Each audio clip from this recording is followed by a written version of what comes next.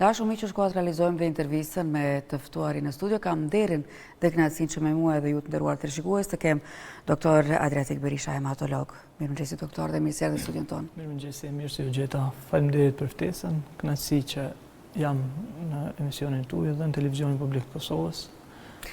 Dhe të falenderojmë shumë që keni ndarë kohë nga koha e juaj dhe nga ajo puna e stërlodhshme që keni çdo ditë dhe që jeni sot në këtu me ne që të mundohem t'i dalim në ndim sa do pak teleshikuesve tanë me një temë që kemi përzgjedhur të flasim për anemi dhe fillimisht për teleshikuesit çfarë është anemia dhe si përkufizohet në aspektin mjekësor.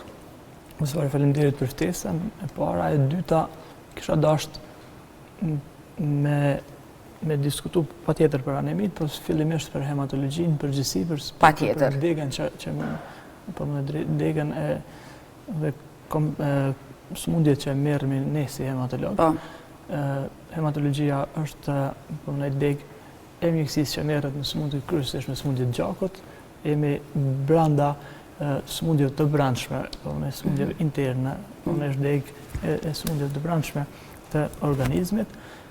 Dhe njëra prej sëmundjeve të shumta që merret hematologjia janë dhe anemit, dhe pse anemit nuk është që në atakojnë vetëm ne si hematolog, me anemi merren dhe degët dhe drejtimet tjera. Anemia përkufizohet si një numër i ulun i eritrociteve, jo gjithmonë numër i ulur eritrociteve, ndonjëherë dhe numrit përgjithshëm të eritrociteve, por ndonjëherë dhe numër i zvogëluar i hemoglobinës, përmes hemoglobinës përcjellet oksigjeni nëpër pjesë të organizmit dhe ka një pasqyrë klinike prej më të lehtës deri tek më e rënda dhe përfshin prej disa anemisë që kompenzohet lehtë deri te anemia. Përmendim njërën nga to, anemia plastike, ku është nevojshme dhe transplant i palës. Dhe është një gamë e gjerë e llojeve të anemisë dhe manifestimet të ndryshme në organizëm dhe shkaktarëve të ndryshëm dhe menaxhimi i saj bëhet varësisht prej shkaktarit dhe prej llojit dhe nëntipit të saj. Doktor, po sa është përhapur tek ne si sëmundje? Anemit prekin shumë organizma, po mendoj në përgjithësi llogaritet që çdo i treti ose i katërt i banorëve jo në Kosovë, por në botë është i prekur për anemisë. Por, siç e përmendëm edhe më herët, nuk janë gjitha, nuk është anemia vetëm problematikë që merret vetëm hematologu me të, për shkak se shumë sëmundje tjera që kanë bazë tjetër, sëmundje kronike, sëmundje maline, sëmundje të rënda tjera, shoqërohen dhe me anemisë. Sigurisht që menaxhohen dhe prej profileve të tjera të mjekëve. Domethënë është mjaft të përhapur, varësisht prej llojit dhe bëhet menaxhimi i saj. Simptomatologji, thash, është prej më e lehtës deri tek më e rënda, ka një simptomatologji që unë besoj në vazhdim flasim edhe për simptomatologji të saj. Dhe sigurisht që pacientat kishë qenë mirë dhe është mirë që me fillu mjekimin ose kompenzimin elemente që mungojnë sa më herët që është e mundur, detektimin e saj dhe mandej kompenzimin, për shkak se sa më herët dhe është aq më lehtë dhe më mirë dhe për mjekun dhe për pacientin kompenzimi dhe rregullimi i kësaj problematike. Doktor, po cilat janë ndoshta llojet më të shpeshta të anemive? Ndoshta anemit ndohen në disa grupe të mëdha, po përpiqem me qenë sa më konkret, sa më i kapshëm për shikues të juaj, me ik pak terma mjekësor dhe ngarkesa që mundësisht, por edhe pse jo është çdo herë mundur. Po jo është çdo herë mundur, por kryesisht me ik për shkak se me qenë sa më konkret dhe sa më i kapshëm për shikues. Domethënë anemit janë shumë llojesh. E përmenda prej atyne llojeve të anemisë që është për shkak një mungese një elementi, qoftë prej anemive për shkak mungesës të hekut, qoftë prej anemive për shkak mungesës folatëve, qoftë për shkak të anemive që janë për shkak e mungesës vitaminës B12 e tjera edhe deri tek më e rënda. Tash një ndamje kryesisht më e madhe në 3 linjat mëdha po e ndaj, është mungesa këtyre elementeve që përmenda për anemia mungesës hekurit, mandej vjen anemia hemolitike. Anemia hemolitike i bën që një organizëm prodhon mjaftueshëm qeliza gjaku, por që organizmi i llogarit si të huja dhe i kushtimisht i han vetë ato qeliza gjaku. Dhe anemit megaloblastike dhe mandej anemit sekundare ose anemit e sëmundjeve kronike, që siç i themi ne, ato që i përmenda fillimisht që kanë të bëjnë me sëmundje tjera kronike, të cilat pastaj e shoqërojnë organizmi shoqërohet dhe me anemi. Po, a mund kemi dhe anemi që ndoshta zhvillohen ngadalë dhe mos t'jemi të vetëdijshëm për muaj apo dhe vite? Po, anemit kryesisht anemit mundet me qenë kronike ose mund me qenë ngadalta. Për shembull anemit nga mungesa e hekurit zhvillohen shumë ngadalë. Kryesisht zhvillohen ngadalë, ka nga ato që zhvillohen në mënyrë rapide për shkak të gjakderdhjes masive që mundet me ndodhë në trakt gastrointestinal dhe që kanë manifestime të rënda, por dhe anemit për shkak mungesës së hekurit, për shembull për shkak ciklit menstrual ose probleme tjera zhvillohen ngadalë, kryesisht me ujë të tërë dhe organizmi sikur ambientohet me atë gjendje dhe sikur e toleron atë gjendje deri në mos theksume, deri në rrëmje të hemoglobinës dukshme edhe manifestime që zhvillohen përmendoj gradualisht ngadalë dhe organizmi ambientohet dhe vazhdon me mujtë kjo gjendje. Domethënë i toleron dhe simptomat, i toleron dhe gjendjen, që s'është e mirë për shkak se shkakton anemia për shkak mungesës së hekurit, shkakton një lodhje, shkakton një plagështi, shkakton marramendje, shkakton humbje përqendrimi, marrëdhënie më shpesha të zemrës, palpitacione dhe manifestohet me humbje përqendrimi, rregullim gjumit, mpimje dush, mpimje këmbësh, dëmtim thojsh, kputje flakësh, domethënë një simptomatologji e gjerë, shumë e gjerë, ndonjëherë aq shumë shkakton ka simptomatologjinë e rëndëse që bën me dyshu për sëmundje maline dhe të bën me dyshu dhe për sëmundje kardiovaskulare. Shpeshherë pacientat i ngatrojnë kur kanë anemi të theksuar, fillojnë palpitacione dhe rrahjet e shpeshta të zemrës dhe shkojnë te kardiologu dhe sigurisht që kardiologu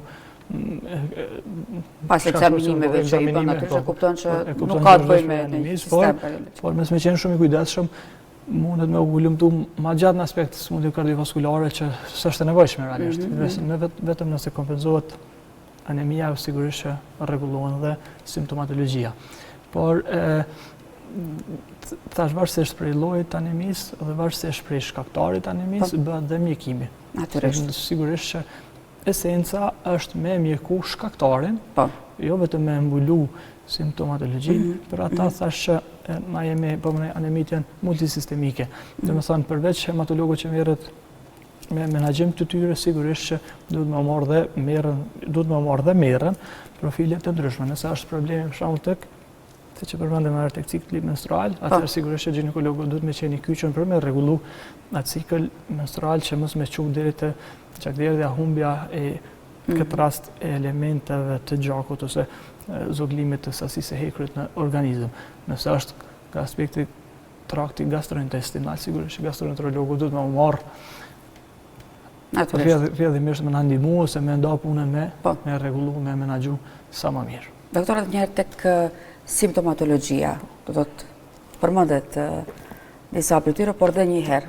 Që jemi pak më të qartë tek televizionet. Simptomat tek pacientët me anemi varësisht prej llojit anemisë, por kryesisht po i përmendë simptomat major ose simptomat më të mëdha, më të shpesha, që të anemit fillojnë domethënë me një lodhje, një plagështi, ndonjëherë marramendje, humbje përqendrimi, thash dobësim flokësh, thyrje thojsh, mpirje dush, mpirje këmbësh, domethënë që rregullim trakt gastrointestinal, kur po them trakt gastrointestinal, humbje apetiti, e kam fjalën. Dhe domethënë dhe atë pjesën që e përmenda më herët, ato palpitacione dhe të rrahjet e shpeshta të zemrës, domethënë sikur zemra pompon më shumë se sa që duhet gjak dhe për shkak të thash sasisë së ulur të hemoglobinës, për shkak të asaj që përcillet oksigeni përmes hemoglobinës në organizëm, domethënë simptomatologjia shkon tu theksuesit edhe nërë, sa më shumë që thellohet anemia, aq më shumë theksohet simptomatologjia. Thashtë anemit kronike dhe të anemit për shkak mungesës hekurit dhe për shkak mungesës vitaminës B12 janë të tolerueshme dhe pacientat derisa të lodhen shumë nuk paraqiten tek mjeku, se mësohen me atë gjendje. Për disa muaj rresht mësohen me gjendje, derisa të lodhen shumë. Shpesh kemi raste edhe që në klinikën ku punojmë, që në klinikën universitare, kur pacientat vinë me anemi shumë trona, shumë theksume, shumë trona, që i kanë toleruar me mujt tonë. Diçka që kish mujt me rregullu shumë herë dhe shumë lehtë, me pak barna, dikur duhet me u menaxhu në kushte spitalore, më thënë. Fatkeqësisht.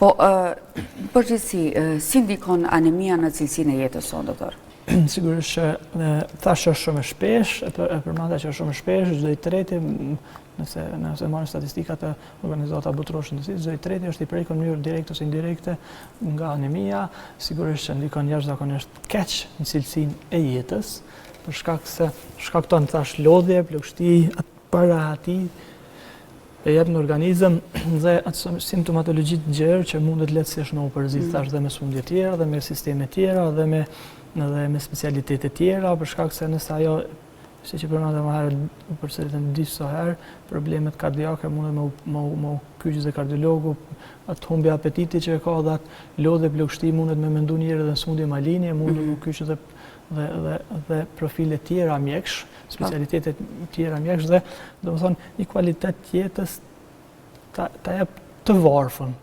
Kvalitet i jetës i varfën. Pse kvalitet i jetës i varfën? Për shkak se ki simptomatologji gjerë, domethënë prej një anemisë që mundet me u korrektu dhe me u rregullu varësisht prej llojit që është, lehtësisht arrin deri në një farë pike kur fillon me mendu dhe pacienti, ndoshta dhe mjeku i përgjithshëm dhe mjek specialistat lëmive tjera me mendu që është diçka malinje, domethënë dhe mandej frika për sëmundje serioze që mund me rrjedh prej saj. Domethënë kualiteti i jetës me anemi është i varfër fatkeqësisht.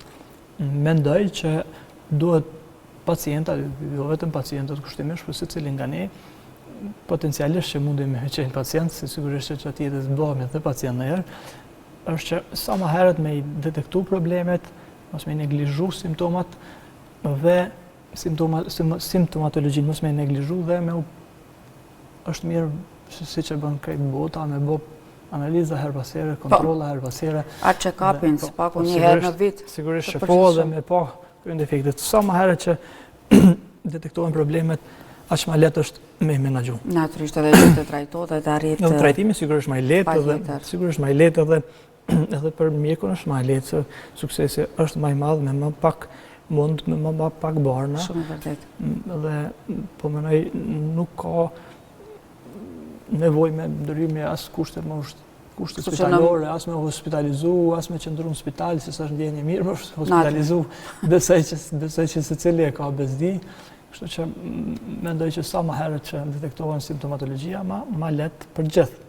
Kështu që të mos frigohemi, të mos sportojmë, po në momentet kur shfaqen disa prej këtyre simptomave që i përmendet doktor, të paraqitet tek mjeku dhe më pas cilat janë ato analiza laboratorike të cilat e konfirmojnë diagnozën e anemisë. Po, ta varsisht, po flasim në përgjithësi për anemit. Baza e detektimit në anemie është hemogrami. Hemogrami është një analizë e thjeshtë laboratorike, në analizat më thjeshta laboratorike që bëhet brenda minutash, brenda 1 minuti, që kryesisht merret nga gjaku periferik, qoftë nga gishti, qoftë edhe nga vena, dhe në hemogram, për në qenë më konkret me pacientat, hemogrami ose pasqyra e gjakut në gjuhë shqipe, edhe realisht ashtu duhet me përkufizu si pasqyrë e gjakut, pasqyrë e vlera e gjakut. Në këtë pasqyrë gjaku shihen elementet e gjakut, rruzat e kuqe, rruzat e bardha dhe trombocitet, që janë ato elementet që njihen popull që trashët ose tollohet gjaku, dhe brenda aty janë dhe në grupet e tyre. Domethënë me një hemogram thjesht e keni pasqyrë për anemi. Dhe brenda hemogramit ka dhe parametra tjerë që tregojnë përafërsisht na japin një orientim për llojin e anemisë. Për shkak është dhe vëllimi i eritrocitit ose rruzave të kuqe të gjakut, aty që na jep një orientim përafërsisht. A janë rruzat e gjakut më të mëdha, me galocite, a janë normokrome, normocitare sistemi, a janë mikrocite, janë të vogla. Ajo varësisht tani definohet dhe lloji i anemisë. Nuk është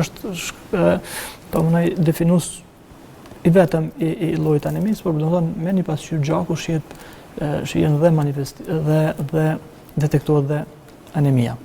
Por sigurisht që ka dhe analiza tjera specifike mandej që tregojnë për anemi. Ne si hematolog, sigurisht që e bëjmë dhe ne i themi strishu gjakut periferik, është një gjak në periferi që merret dhe që vendoset në një gjam special që ngjyroset me ngjyroset dhe mandej rregullohet dhe shikohen elementet e gjakut që e bën, po është pjesë bashkëpunim i ngushtë me laborant, me specialistët laboratorit që e përgatisin dhe e vendosin mikroskop dhe i shohim qelizat e gjakut me mikroskop me sy dhe formën dhe mallsinë dhe sasinë e tyre, do të thonë na përputhet me atë pasqyrën e gjakut më hershme dhe sigurisht që bëhet në orientimisht detektohet dhe anemia, po edhe lloji i anemisë.